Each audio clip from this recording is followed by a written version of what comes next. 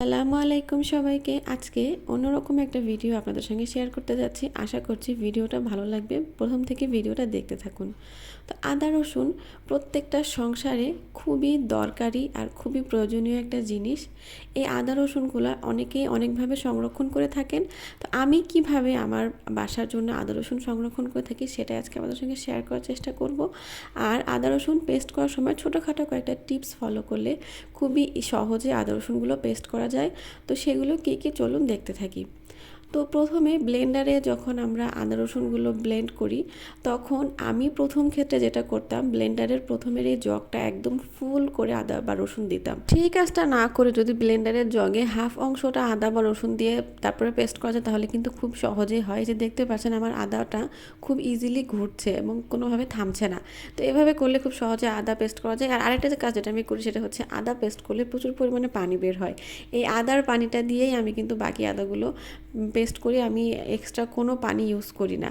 আর আজকে আমি আদা কিভাবে ডিপ ফ্রিজে সংরক্ষণ করব তার নতুন একটা পদ্ধতি দেখাবো। অনেকের কাছে ভালো লাগতেও পারে বা অনেকের কাছে ভালো নাও লাগতে পারে। সেটা হচ্ছে আমি প্লাস্টিকের দোকান থেকে এরকম ছোট ছোট অনেকগুলো বাটি কিনে নিয়েছি, যে বাটিগুলো দেখতে অনেক কিউট।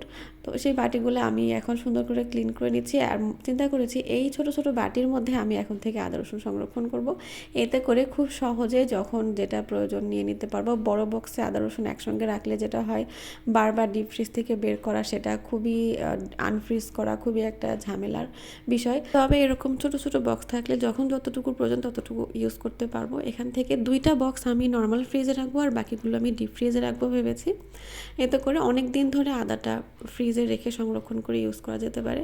তো আমার এই পদ্ধতিটা আপনাদের কাছে কেমন লেগেছে অবশ্যই কমেন্টে জানাবেন। অনেকে অনেকভাবে আদা রসুন সংরক্ষণ করে, কিন্তু আমার কাছে এই পদ্ধতিটা সবথেকে সহজ মনে হয়েছে। আর আমার কাছে মনে হয় এখন প্রতিদিনের জন্য প্রতিদিন আদা বা রসুন পাটায় ব্লেন্ড করে রান্না করা এই কাজটা খুবই বিরক্তিকর বা খুবই ঝামেলার। এই কাজটা হয়তো অনেকেই করেন না। আর যারা এইভাবে রান্না করেন তারা আমার মতে খুবই ধৈর্যশীল, কিন্তু আমার এত ধৈর্য নেই যে প্রতিদিনের আদা রসুন প্রতিদিন পাটায় ব্লেন্ড করে প্রতিদিন রান্না করব। যার জন্য আমি এরকম ছোট ছোট বক্সে করে রেখে দিব।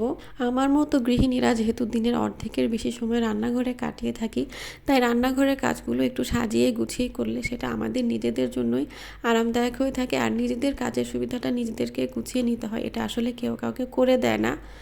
আর এই ছিল আমার আজকের ছোট্ট একটা ভিডিওটা ভালো লাগলে আশা করছি আপনারা অবশ্যই লাইক কমেন্ট অ্যান্ড শেয়ার করে দেবেন। আর আমার পেজটাতে একটা ছোট্ট করে ফলো দিয়ে রাখবেন, এতে করে নতুন আপডেটেড ভিডিওগুলো আপনাদের ফেসবুক পেজে অবশ্যই চলে যাবে। আজকের ভিডিওটা এ পর্যন্ত। সবাই ভালো থাকবেন, সুস্থ থাকবেন। আল্লাহ হাফেজ।